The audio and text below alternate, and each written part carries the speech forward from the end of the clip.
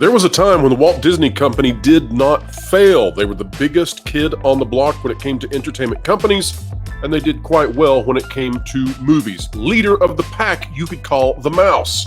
But my, oh my, how things have changed. In this past year alone, we have seen a record number of flops out of the company, and I'm here to tell you that it is no surprise that Disney has a stock price diving down to a decades-long low. Why, you may ask? Well, because the mouse continues to double down on failures. They do not learn and they do not adjust based on people deciding they don't want to watch what they're producing. Instead, they simply amplify their losses. And you're not going to believe how they're amplifying two major flops from this summer.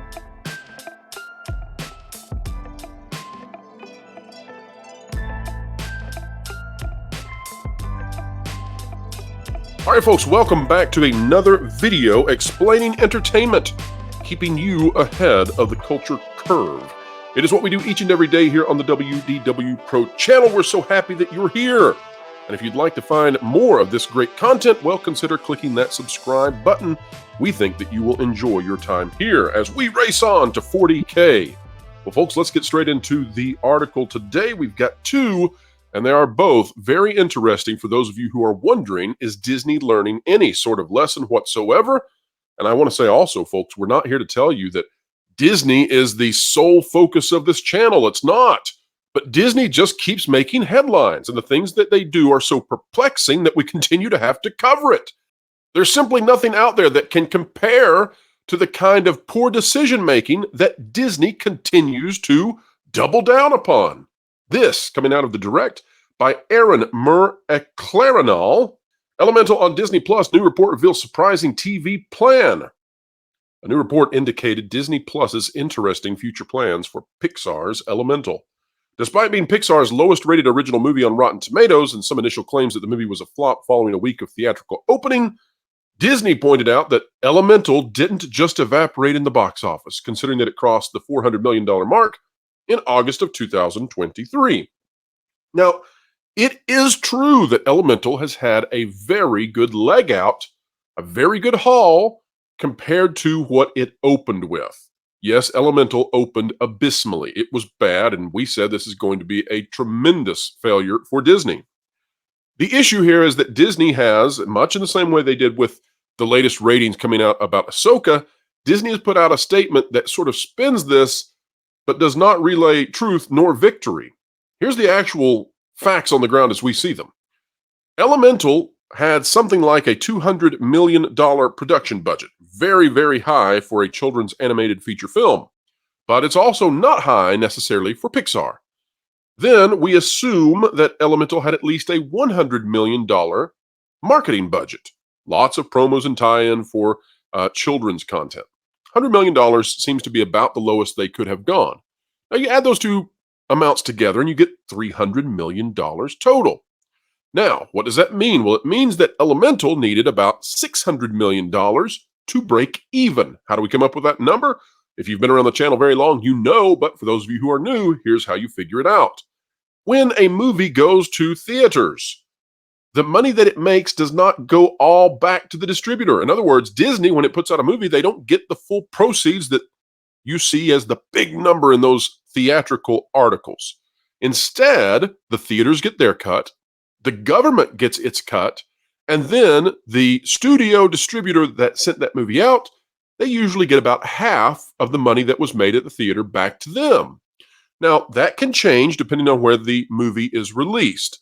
So, for example, if a movie is very popular in China, well, far less money comes back to the studio or distributor because the Chinese government gets a ton of that. In the case of Elemental, though, if only half of the money came back to Disney, and that's an estimate, but if only half came back, then Disney needs $600 million to make up for a $300 million spend. You see how that works. Now, here's the issue. Yes, it crossed the $400 million mark. Yes, that is good compared to what it started off with. No, that's not good compared to what it needs to make money. No, it's not good in comparison to what other Pixar films have done. $400 million is not good. It is still $200 million short of the break-even point. And so when Disney puts out a statement that says it didn't just evaporate in the box office, well, that's a clever way of saying it did better than it probably should have based on how it opened, but it's not saying we made money. And why would you double down on something that did not make money? Well, you would if you're Disney and if you are ideologically captured. And I mean that. This is a company that does not make decisions that seem financially wise. We could go through a massive list. It's also how you get a company that has dropped now more than 50% of its total stock value in about 2 years. Let that sink in, folks. This is a company that was tickling the $200 mark at one point under Bob Chapek. Now under Bob Iger, the Mouse Messiah, it's down in the low 80s, and it could drop lower, although we're not here to give you any sort of financial advice.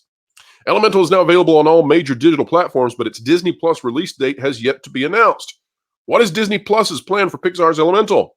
Jeff Block of Exhibitors Relations Company via the Town with Matthew Baloney podcast claimed that Pixar's Elemental will have a spin-off series on Disney Plus, and a sequel could be in development. Now, this is where we get into that doubling down on dumb. Disney is also going to turn this into a Disney Plus series, I've already heard, and there might even be an Elemental sequel. You know, we are currently in a Hollywood strike where Disney has the opportunity to make good decisions and reset and take a breather. They are doing neither. I had to say it to rhyme. I would normally say neither, but they're doing neither to help their company out. Why in the world would you take characters that failed to make money and put them onto Disney Plus, a streaming service which has never made money and which will take years and years and years? Nay, I say it will take a decade for Disney Plus to ever see a profit if it does at all. I'm not saying that it won't make a profit in a single quarter.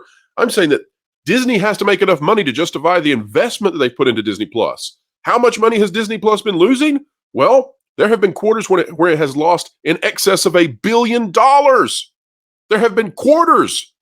And the latest quarter, they lost something like in excess of $700 million. You don't get to viability and profitability by putting out characters for shows on this service that nobody really wants to see.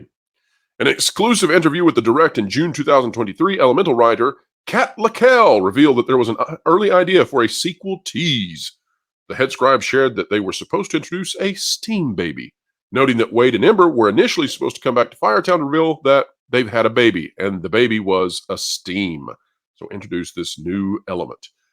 You know, I guess they got scared off that because that's a boy and a girl, and boys and girls at Disney don't have babies. That's just for other people. We'll leave that alone for now. So didn't want to support the, what would you say, the heteronormative narrative out of Disney, would you? All right, well, let's get back to more failure. Here we go. Also going to Disney Plus. This out of Billboard.com by Katie Atkinson. It says, Taye Diggs and Glee alum Amber Riley cast in Little Mermaid animated series Disney Junior's Ariel. Michelle Harris will voice the title character while Diggs plays King Triton and Riley plays Ursula. Notice anything different about these characters? Yes, in the recent movie, which also was a tremendous flop for Disney, that's right, a tremendous flop. It needed about $800 million to break even, didn't even come close. Well, they're doubling down and they're race swapping more characters, which is, well, just bizarre at this point. 3 months after the release of the live-action Little Mermaid movie starring Halle Bailey, we now know who will bring the famous mermaid and her underwater pals to life once more in the upcoming animated series based on the film Disney Junior's Ariel. Disney Junior announced Friday that 11-year-old actress Michelle Harris will voice the title character, while Taye Diggs will play her father, King Triton, and Glee alum Amber Riley will voice her sea witch nemesis, Ursula. Diggs is a veteran actor of stage and screen. It goes on to talk about the accolades of all of them. There you can see a picture of the new Ariel where they brought back Flounder. Flounder doesn't look like a dead fish swimming anymore. But yeah, they're going for the full race swap. This little Ariel does have red hair, so they are making some adjustments. But I do find it interesting that they went with a strategy that failed. It just failed. Now, I'm not here to tell you why it failed. We have gone through that in video after video where we talked about how this isn't necessarily about anything to do with ethnicity. It has everything to do with the drama created by the marketing team, and it has to do with iconography. It has to do, too, with people being people being familiar with a particular appearance of a character. And when you change that particular appearance of a very popular character, you risk alienating the audience. Well, Disney is doubling down. They're not ceding ground. They're not admitting, hey, this didn't work. We lost something like $200 million. They're not admitting that. Why are they not admitting that? Because they can't, because again, they're ideologically captured. Folks, if you think that Disney is going to turn anything around, perhaps there are divisions inside Disney, i.e. Marvel, that have the capacity to look and say, oh my gosh, we're screwing up. You know, Marvel has lost something like 60% of its audience. That's hidden largely by the rate of inflation, which makes those movie numbers look bigger than they would be in prior years. But Marvel has lost something like 60% of their audience. We hear that Marvel is turning the direction of the ship rapidly. But that doesn't mean that all divisions are. No, I think that Disney is doubling down. They are hardening their heart, and they are not going to learn the lesson that other companies would if they were losing this kind of tremendous money.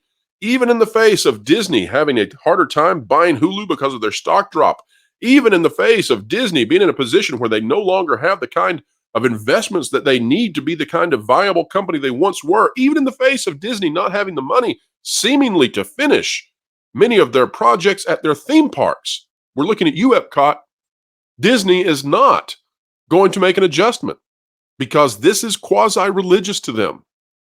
This is a giant effort to change the world, to socially engineer the way that children interact with the world and the way they see the world. Now, I'm not here to tell you that representation is bad in any way. I don't think it is at all.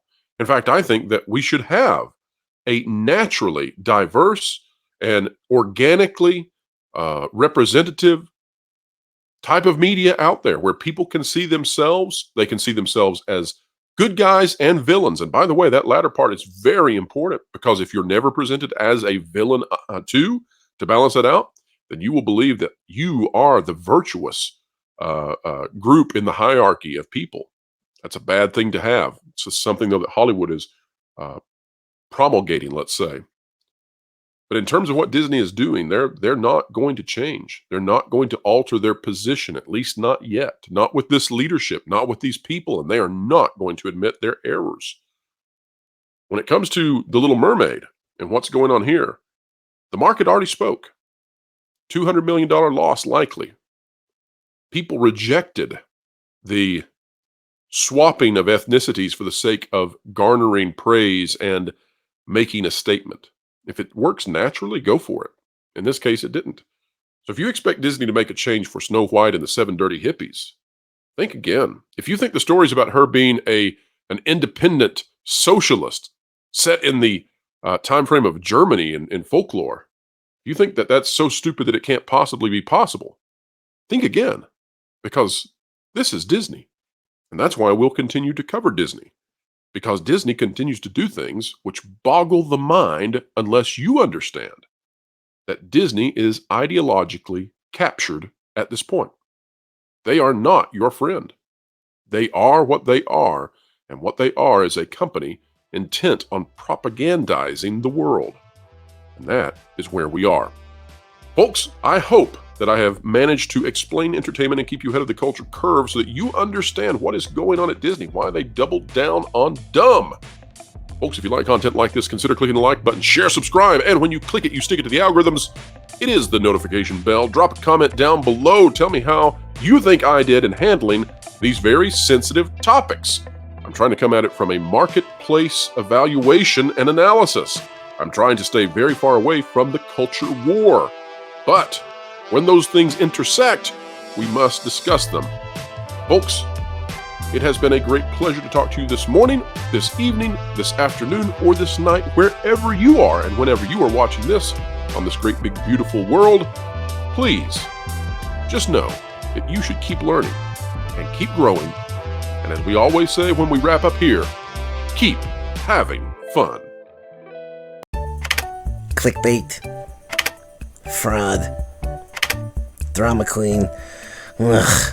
I wish there was a channel that was 5 to 6 minute news reads without the drama, frauds, and clickbait that could accurately let me know the current news, providing my crucial context utilizing all the different That Park Place contributors and creators. Well, stupid, there is. It's the That Park Place YouTube channel, which will be going live real soon, so make sure you're subscribed, so you can really stick it to the algorithms.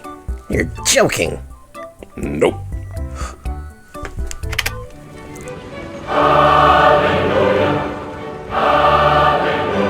Oh, nice.